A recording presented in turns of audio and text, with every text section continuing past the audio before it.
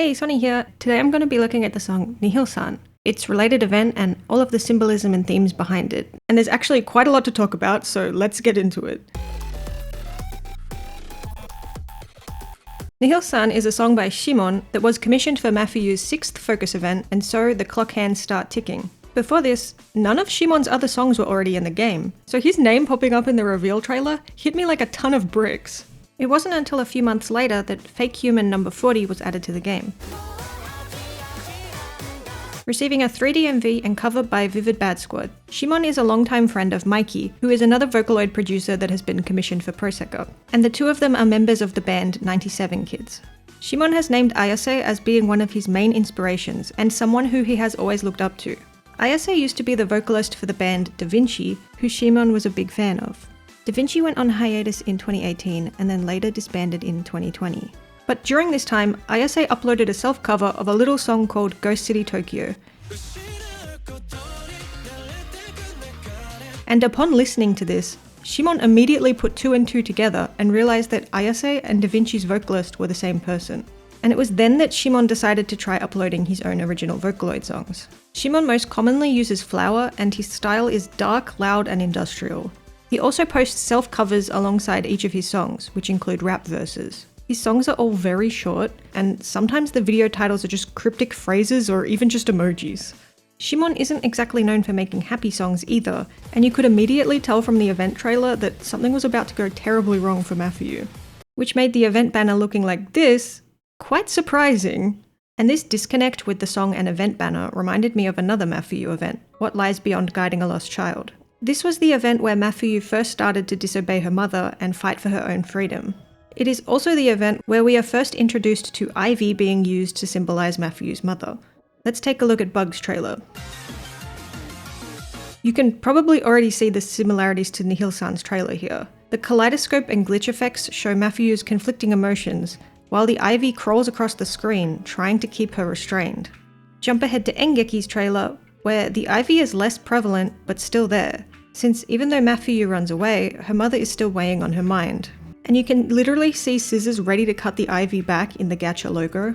And then we have Nihil-san, where the Ivy has morphed into something more akin to barbed wire or thorns. The colours of the other Night Corps members are barely visible as the screen is overtaken with swirling hues of red and blue, reminiscent of M-Purple. It says everything it needs to without a single word. Mafuyu feels trapped and isolated from her friends as powerful emotions swirl within her heart. And it's these emotions that explode into the event song, and she tells us exactly how she's feeling. But I'm getting ahead of myself. First we need to take a look at the event story. In the event prior to this one, Mafuyu decides she wants to try talking to her mother again, and asks Kanade to come along with her.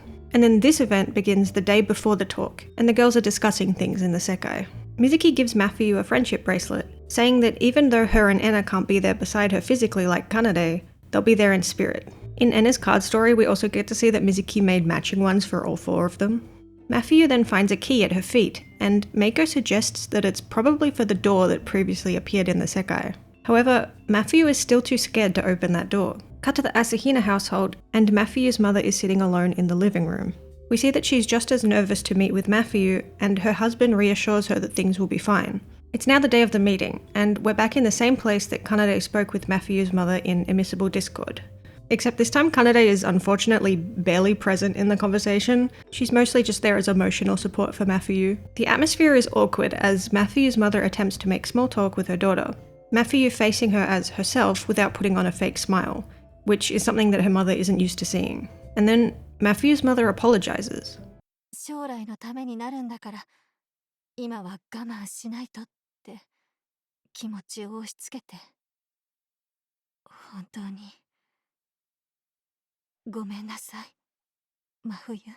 Mafuyu's eyes light up a little, but the moment she tries to put her own feelings into words, she hesitates. Years of having to suppress her own emotions and thoughts being a difficult habit to break. Her father urges her to continue though, and Mafuyu speaks.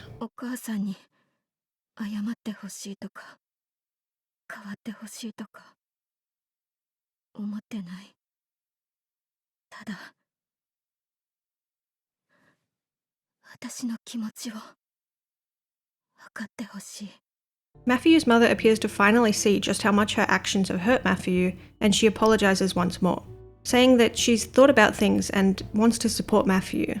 真冬の夢がお医者さんになることじゃないのなら、もう目指さなくてもいい。まだ目指したい夢がわからないのなら、それでいい。将来のことはゆっくり考えながら、今真冬がやりたいことをしてほしいと思っているの。The two of them hug, and Matthew comments that her mother's hand is warm. Up until this point, Matthew had always described her mother as being cold, meaning that she may have actually changed. Even Kanade comments to herself that Matthew's mother seems different from the last time she met with her. I do think Kanade is still a little too trusting here, but I already have a whole rant about that in my Unreliable Notes video. Matthew and her mother continue to catch up, and Matthew looks happy that everything worked out. Her father then asks when Matthew will be returning home, leaving the decision up to her. And despite still being afraid, Matthew decides that she wants to believe in her parents, and she says she'll return home. Relieved, her mother thanks her and apologizes for how she treated Kanade, also thanking her for looking out for Matthew. And all's well that ends well, right? Well, unfortunately, we still have 6 whole chapters left of this story. A few days later, Kanade is helping Matthew pack her things and getting ready to move out. And Kanade says that she's gotten so used to Matthew living there that it'll be lonely without her. My kinda Matthew heart, man. Matthew's dad picks her up, and once they arrive home, he tells her to open the door whenever she's ready. A not so subtle nod to how Matthew still wasn't ready to open the door in the Sekai. Matthew has decided to believe in her mother though, and takes that brave step forwards. Matthew's mother welcomes her home with a bright smile and has prepared a tasty dinner. Matthew is still clearly a bit unsure, but the family try their best to make amends. やっぱり味がしないけど、なんだか温かいな。 The next day, Matthew leaves for school, and Miku and Len appear to check on her. 真冬ちゃん、大丈夫？大丈夫そう。 And then we see this little montage of Matthew being more open with her mother, showing her test results even when they aren't perfect, and showing her the music she makes with Nightcord. And this scene is really funny to me because I just imagine Matthew blasting Kaite Mirai or DNA or any of the songs Nightcord have covered, and her mother listening like, oh. The montage continues and everything seems to be going well. That is, until a certain morning where the first cracks begin to show. ごめんなさい。今日は部活があるから。部活？あら、まだ続けていたのね。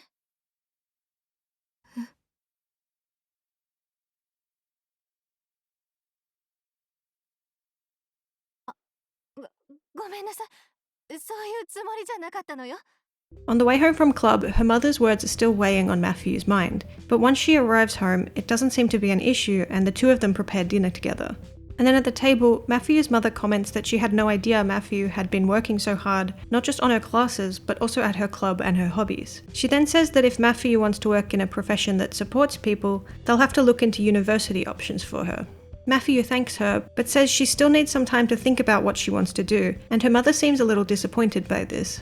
Noticing that the mood has shifted, Matthew's father suggests they leave this conversation for another time, and his wife quickly apologizes. ごめんなさい。私ったらまた。 Later that night, Matthew is thinking about things in her room, and you can tell that she can sense something is off. Unable to concentrate on her homework, Matthew goes to get a drink, only to overhear her parents talking in the living room. どうしてあんなこと言っちゃったのかしら。真冬の気持ちを尊重しようって、大事にしなきゃって思っていたのに。 And then a couple days later, we see the next crack form. あら、前よりも点数が落ちているのね。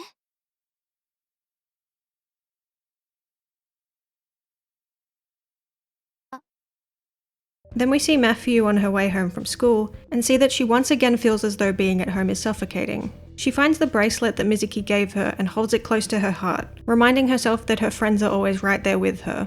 When Matthew arrives home, she finds her mother on the phone. She's clearly acting strange, so Matthew asks if something happened. And so her mother admits that she's going to be seeing a counselor. お母さん、どうしてもうまくできない時があって。真冬のことを縛っちゃダメだって分かってるのに。ごめんなさい、真冬。でも頑張るから。真冬にとってこの家が暖かい場所になれるように頑張るから。 And this is a good thing. Matthew's mother clearly has some mental health issues of her own which she needs to work through. However, Matthew is not in a stable enough place to hear this yet, and she immediately thinks that it's her fault that her mother is distressed. こんなにお母さんは苦しんでたんだ。私のせいで。 And this, of course, is not true. Matthew is not to blame. But it's here that we start to see why Matthew and her mother were not ready to be living under the same roof again. Flash forwards, and Matthew's mother is looking through pamphlets for universities that offer nursing courses. And Matthew agrees to read them, not wanting to cause her mother any more worry. Her smile is strained, and her mother quickly catches herself being pushy again, and the two of them awkwardly try and act as if nothing is wrong. And just like that, the both of them fall back into how they were before. お母さんは私のために我慢してくれてる。だから私もお母さんに寄り添わなきゃ。 Matthew later goes to the Sekai, Len noticing that something is wrong and rushing over to her. Cut to Kanade, who is still trying to make a warm song for Matthew. However, Len appears and tries to tell her something. And then all of Night Court overhear Matthew's mother coming into her room to discuss universities. Kanade immediately picking up that something is off. どういうこと？真冬の行きたい学校が決まったの？でもそれなら真冬の反応がおかしい。 Len tells Kanade that Matthew went to the Sekai and looked really sad. So he's wondering if something happened at her house. Matthew's mother apologizes for interrupting whilst she's working with her friends and takes her leave. Mizuki asking straight away if she really wants to go to that university, and Matthew says she doesn't know. And hearing this, Kanade realizes that this isn't right. どうしてまた前みたいな状況になってるのかわからないけど、このままじゃダメな気がする。 Cut to a few days later, and Kanade is over to meet the parents. The Asahinas wanting to thank her for looking after Matthew. Things quickly begin to fall apart though, as Kanade wastes no time asking what's on her mind. この間、真冬が行きたい学校の話を聞いたんです。 Matthew's father is surprised to hear of this, since Matthew said she still needed time to think about her future. Matthew's mother insists that Matthew picked the school that she's interested in, and so Kanade turns to Matthew and asks if it's true. Kanade backs down when Matthew says yes, but her father sees through the lie. And eventually, Matthew admits her true feelings. She admits that she doesn't know if she actually wants to go to that school or not, and hearing this breaks her mother. わからない。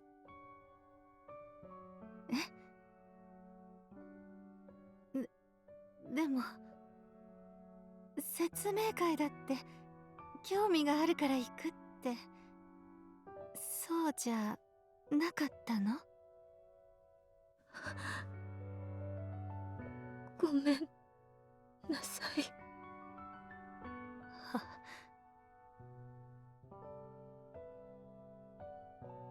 私また間違ってしまったの。真冬の気持ちを決めつけて。落ち着きなさい。大丈夫だから。今度こそ真冬の夢を応援できると思ってたのに、それも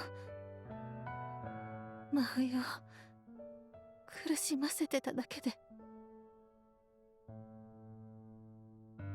お母さん、ごめんなさい。私お母さんは悪くないの。私が言えなくて。だから。 Matthew's mother catches herself crying and tries to play it off. She's not too different from Matthew in the way that she always tries to keep a smile on her face. She excuses herself from the table, and then it's Matthew who breaks down. Matthew's main trigger appears to be seeing her mother cry, which ties back in as what we know as being the origin of her trauma, the incident at the amusement park. The moment Matthew sees her mother crying, she always immediately blames herself and wants to rectify things by not causing any more trouble. お母さんをまた苦しめて、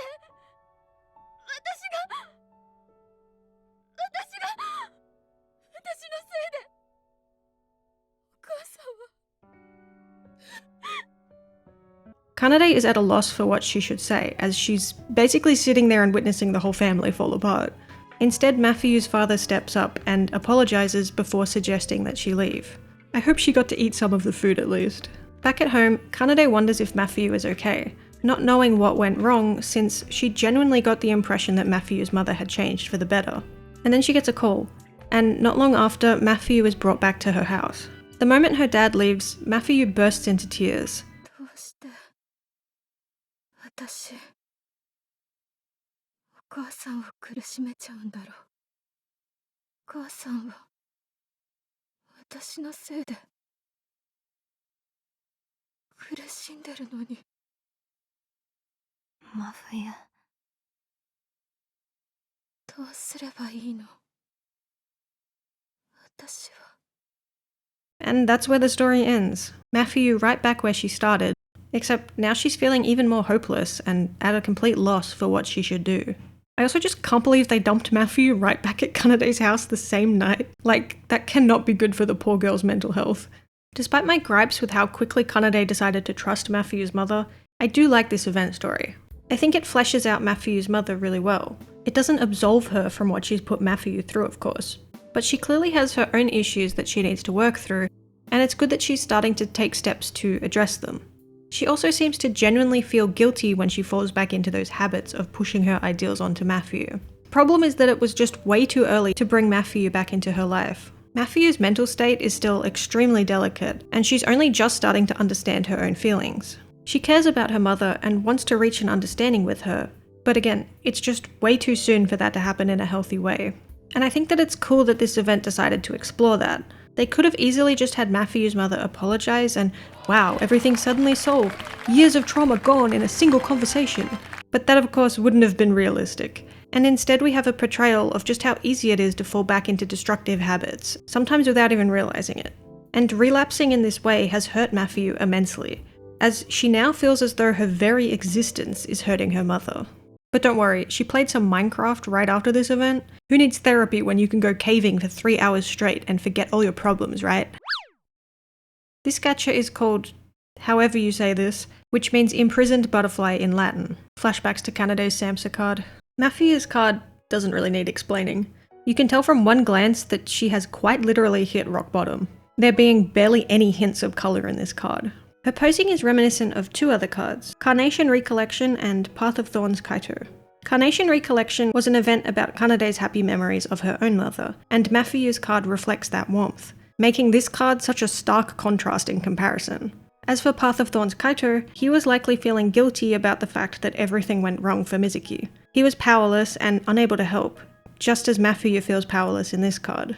Credit to @MafuyuMaxing on Twitter for pointing this out, but in all of Mafuyu's other focus event cards, she has been sitting on the ground. It was only in her Engeki card that she finally stood up and broke free. However, she quickly fell back down, and when you put this card together with all of her other focus cards, you can really see just how hopeless and devoid of light this card really is. Broken flowers are scattered all around her, and these flowers are most likely clematis. This flower has been associated with Mafuyu before, in both her bug card and on her updated unit outfit. Clematis is a flowering climbing vine and is poisonous if ingested. In flower language, they represent mental strength and beauty, because of how the plant blooms such large flowers on thin and fragile stems. And from the way these ones are broken, it's pretty clear Mafuyu's mental state isn't very good. However, there is a certain variety of this flower called Clematis florida, and in flower language, this specific type of clematis means to restrain or confine. The Japanese name for this variety is tessen, which means iron wire.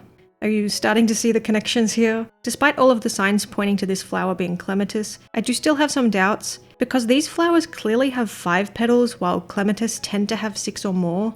It could just be because they're really stylized though, since these flowers are made of crystal. I wish the comment that we got from the art team actually told us what they were, but alas.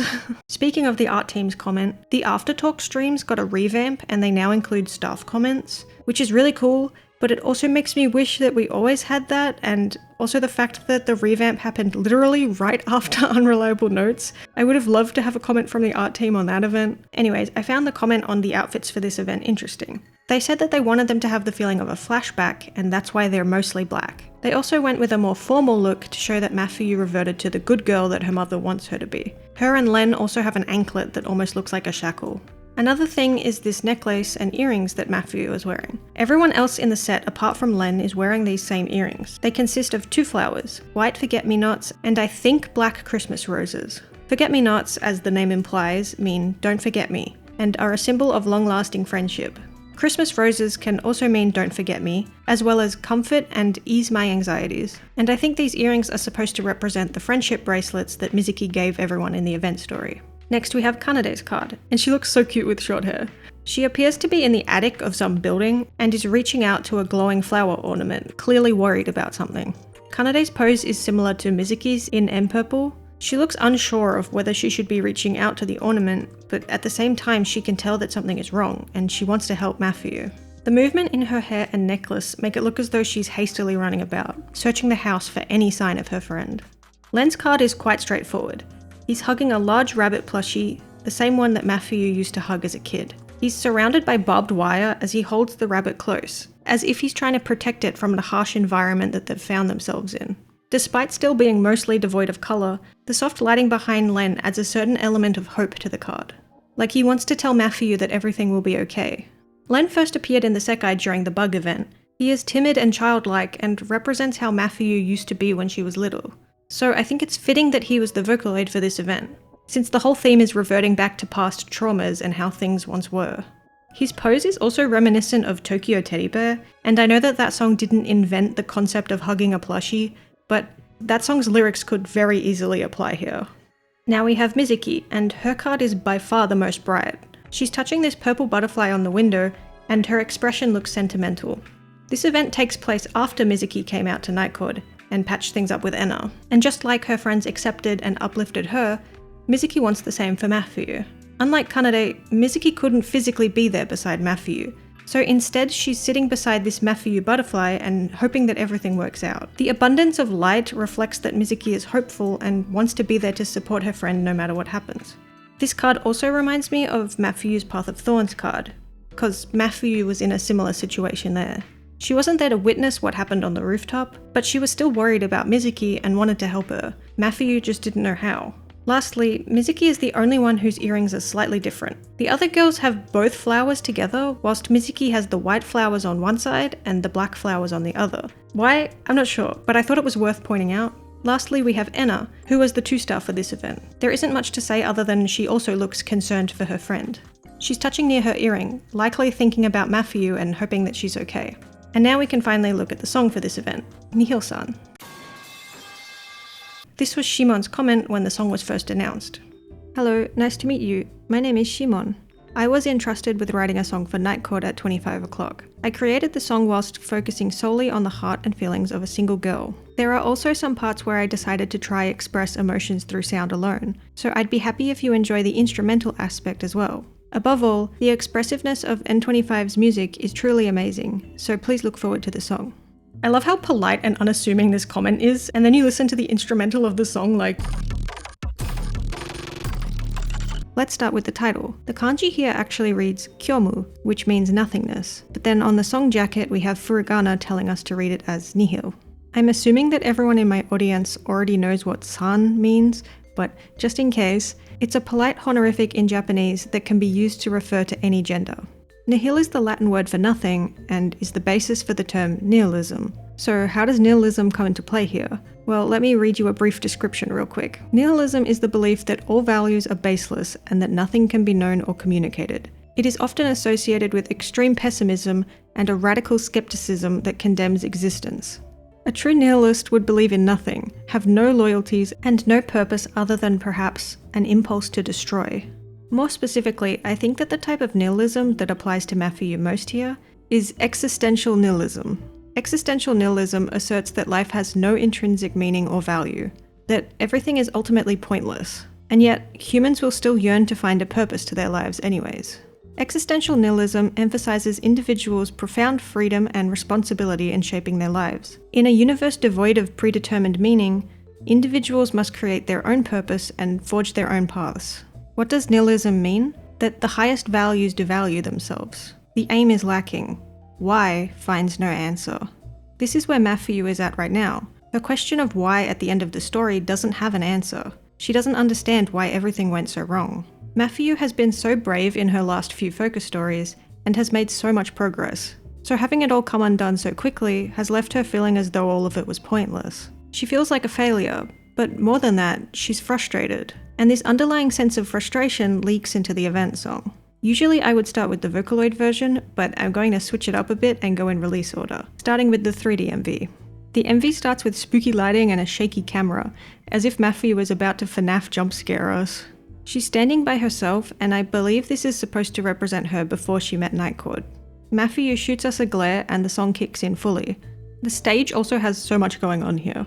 Nightcord dance beneath some kind of spotlight as they look to be inside a dark fish tank. Chains and barbed wire lining the walls and trapping them inside.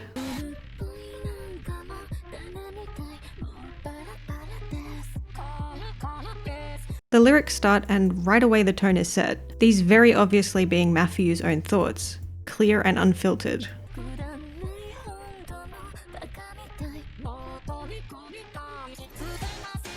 Her and Len switch sides and he reaches out towards her as if trying to help. The lights suddenly switch on the moment Kanade starts singing, indicating that Mafuyu has now met Nightcord.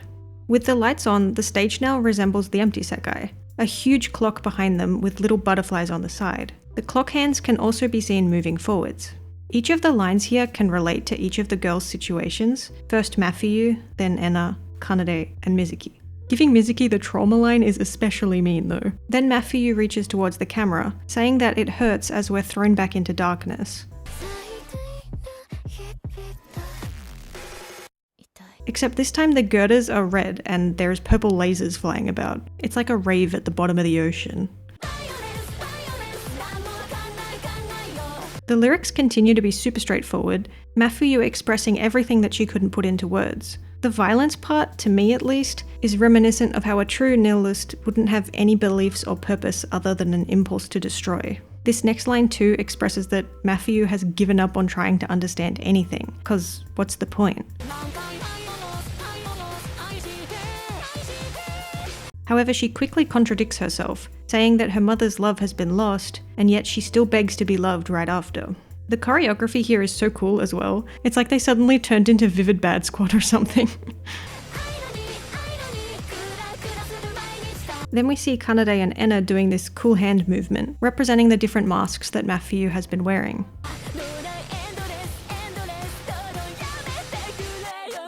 The others step back and Mafuyu dances on her own in the front. And as she cries out that she wants to put an end to these conflicting thoughts, we can see the rest of Nightcord rush forwards, as if responding to her call. During the instrumental part, the lights turn off again, and we're back in the fish tank. We see Nightcord try to reach out to Mafuyu, but then quickly pull away as if their help has been rejected. Kanade puts her hands to the side, as if guarding herself, and then glares. She hasn't given up yet. Enna clutches her hands against her chest and glances away, a hurt expression on her face. Mizuki holds out one hand and then contorts her whole body when she pulls away, hugging herself as if she doesn't want to be seen. Len looks down but quickly looks back up and holds a hand to his heart. He hasn't given up either. And then Mafuyu does an ominous pose and the screen goes photo negative as she admits it hurts again. And then, similar to the end of Bake no Hana, the beat just goes absolutely crazy and distorts even further. There not being a shred of happiness in these noises. In the reflection on the floor, we can see the clock hands spinning in reverse, rewinding everything back to the beginning. The instrumental also kind of sounds like the ticking of a clock. Nightcord dropped down and turn around, still attempting to reach Mafuyu, but she steps away, and the MV ends the exact same way it started, with Mafuyu alone in the spooky lighting. Seeing this MV and hearing the song for the first time in the afterlife was such a cool experience, since we'd been hearing this BGM the entire time during the event, and then we finally got the payoff after seeing what happened in the story. I also love how this song is very clearly supposed to be more of an OWN song rather than a Nightcord song. OWN is the name that Mafuyu used to post her own original music under, and this is how OWN's music was described in the story. And we got this one BGM to give us an idea of what the music sounded like. この曲必死に叫んでるみたい。苦しくてどうしようもなくてたった一人で絶望してる。Even some of the lyrics in Nihil-san are ones that Mafuyu used in the past, when she was at her wit's end and trying to push all of the other girls away. バカみたいバカみたいくだらないくだらないな I also wanted to quickly mention a few differences that I noticed in the Afterlife version of the MV. Namely, these little effects that pop up during a couple parts of the song. During Enna's part, there's these action lines. Kanade has a ring appear around her as she says locked away, and then when Mafuyu says every day is hell, snow starts falling. And I honestly like this effect more than the one in the 3D MV proper. Like, she just looks so alone and desolate with the snow falling all around her. Then during the chorus, they all get glitch effects at their feet, which is very bug-coded to me. We can also see more clearly what happens at the very end of the song. Mizuki, Enna and Len all go straight back, whilst Kanade very clearly reaches towards Mafuyu. Len turns to Mafuyu and Kanade retracts her hand, but never stops looking in her direction. And Mizuki and Enna only turn around at the last second. Also, everyone but Mafuyu is just kind of T-posing at the beginning, which I find funny. Onto the 2D MV. This MV is illustrated by TKS. The video is put together by Usumizu, and the lyrics and logo design are done by Hazuki Tamano. This MV starts with Mafuyu opening her eyes, and we can see a bunch of balloons with faces on them. The title appears, and we can see Mafuyu behind it, her face scribbled out and encapsulating the emptiness that she feels. The way the title is written is rough and unpracticed, as if it were written by a child. And then in the next scene, we see Mafuyu filling out a test paper, answering every question with, "I don't know." Then we see Mafuyu standing alone in the darkness, similar to the 3D MV. She's still a void, her face covered by a hanamaru. This mark is something teachers will sometimes give to students who achieve an outstanding result on their tests. So this imagery implies that while Mafuyu is an outstanding student, she feels nothing, and is seen as nothing but her grades. We can see test papers falling around her, which start off with perfect marks, but then some lower scores begin to fall, culminating in the lowest score yet being brought to our attention. The screen glitches out and turns fuzzy, the score clearly causing Mafuyu distress. Next, we see the balloons again, and this time they pop one by one in time with the beat. As each balloon pops, we get a better look at Mafuyu, who's hiding behind them. She's clutching her face and clearly doesn't want to be seen. These balloons likely represent Mafuyu as she was losing her sense of self, each one being a different face she put on while trying to find herself. We can see Kanade, Enna and Mizuki trying to contact her, the time being a little bit past 1 AM.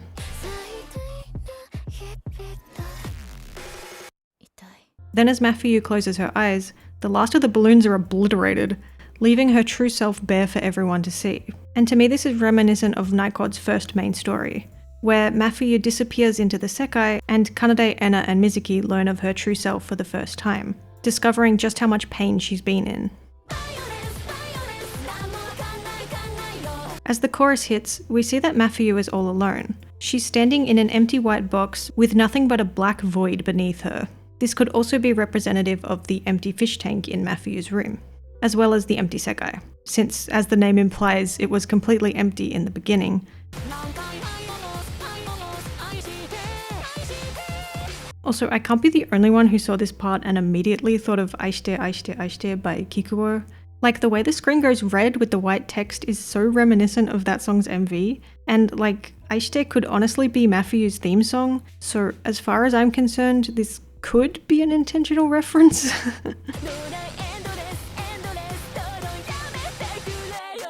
Another detail I like is, since we saw Mafuyu's handwriting at the start of the MV, the rest of the lyrics are written in the same way, implying that Mafuyu is currently writing out this whole song.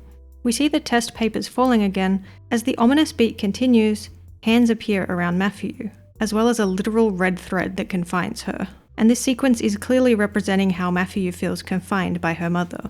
And as the hold on her tightens, she turns to static, her emotions a jumbled mess. The balloons return, this time with happy smiles on them. This is the Mafuyu that we've seen throughout the main story. She tried to keep up the perfect facade to please her mother, but as it got more and more tiring, the balloons started to burst. We can see Mafuyu standing behind them, and this time her expression is more alert. She frowns, and her phone lights up with messages from her mother this time. I like this lyric here because shortcake was one of the first foods that Mafuyu realized she wasn't able to taste.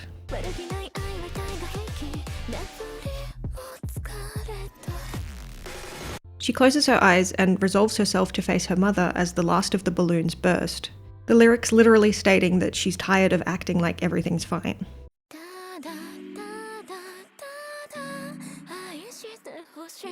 And then the song suddenly mellows out, as Mafuyu is seen sinking into a body of water. Tanabe Rui sings this line with so much vulnerability, because at the end of the day, all Mafuyu truly wants is to be loved.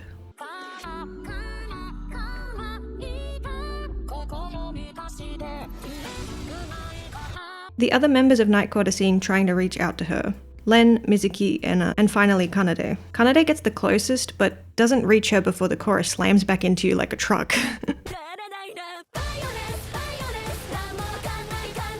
Except this time, Mafuyu isn't standing alone. The light is on, and now there are some decorations scattered around the box. A small bridge, shells, a chair, and a tree off to the side. Similar to the things that appeared in the empty sekai. The background is also a sky now instead of just, well, nothing.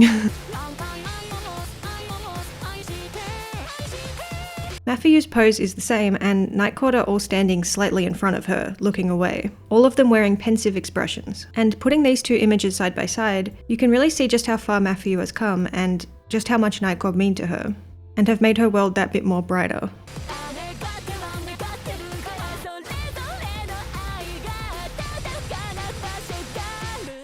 When she finishes her last line, the sky briefly turns to a hopeful blue, before we're thrown right back into reality. Then the song plays out and we see a door begin to open. Mafuyu standing there without any balloons left to hide her, ready to face her mother as she is. And I think this is supposed to be Mafuyu right before the event started, with the door opening, tying in with how she wasn't ready to open it, etc, etc. And like, what an MV, right?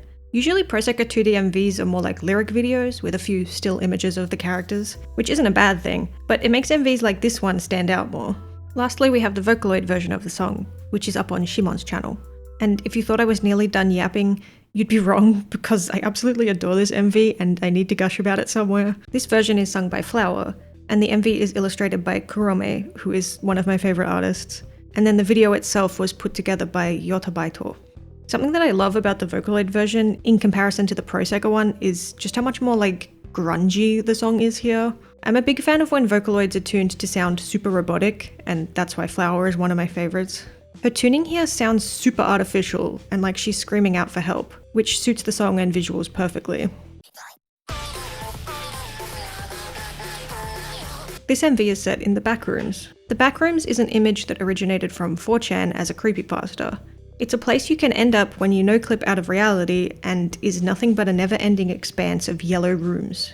Since this post, the lore of the Backrooms has been greatly expanded upon, and there's a bunch of different games and adaptations of it, and there's like 100 different levels or something. It's a whole thing. What Nihil San's MV appears to mainly take reference from is the YouTube series by Kane Pixels, which depicts a cameraman clipping out of reality and ending up in the Backrooms. He runs around, but is eventually found by this thing called a howler. While I was editing, I discovered that this thing actually isn't called a howler. It's apparently called a bacteria. The internet lied to me.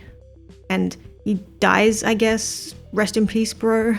Also, I can't be the only one who finds the howlers weirdly cute. Like, they're just silly little guys. Anyways, let's actually look at Nihil San's MV now. The MV starts with handheld camera footage as whoever is filming frantically runs around the Backrooms. But they don't get very far before getting jump scared by our protagonist. And their character design is so cool, I love them.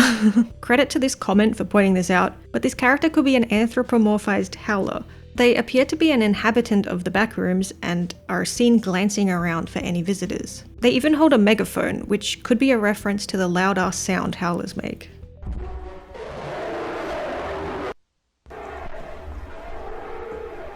So, we've got an entity that supposedly can't die, who's trapped in an endless expanse of nothing. You can't get much more nihil than that. And when we apply the song's lyrics, it just becomes even more tragic. Cause this entity just wants to be loved, but they probably scare away anyone who finds themselves in the back rooms.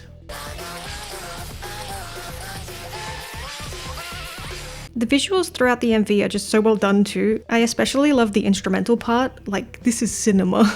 And the way Flower's voice is so broken and distorted during the bridge is so cool as well. I've also seen some people point out that this area is level 0 of the backrooms, the first place that you end up and the easiest to escape from. Whereas if we apply backrooms lore to the Prosecco 2 DMV, Mafuyu would be stuck in level Fun, which is a much more dangerous level. But again, I don't really understand all of the lore. Level Fun apparently has these Ban looking guys in it, and I doubt that that was intended by the 2DMV. It's just like a fun coincidence. Shimon has also uploaded 2 other versions of the song, his self-cover and a bonus spin-off track. This is a rough translation of the verse added in Shimon's cover, and these lyrics could still apply to Mafuyu. And then the bonus track probably isn't supposed to be related to Night Chord, but it's a darker take on the song with much more bitter lyrics. Here's another rough translation if you're curious. I say rough because I'm really bad at translating rap lyrics. And with that, I think we've finally reached the end of the video. Something that I find cool is that even if Shimon had just uploaded Nihil-san independently from Prosecco, it wouldn't have felt out of place on his channel at all. Like, this kind of genre isn't for everyone, and I'm sure there's people who listened to it and didn't like it at all, and that's totally fine. But I love that Shimon didn't have to tone down or change his usual style to make it more palatable to a wider audience. And that's what I love about the Prosecco Commission songs in general, because it feels like they give the producers so much freedom to create the kind of song they want to make, whilst still having it relate to the game's characters.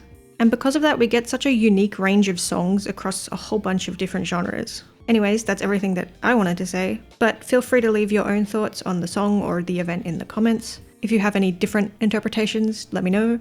As of recording, Night Chord haven't started their next rotation of events yet, so I'm really looking forward to whatever's in store for us next. On one hand, I hope that things get better for Mafuyu and Kanade, but on the other hand, I'm hoping we get a Hiragi Kirai com eventually, so the angst will probably have to continue a bit longer for that.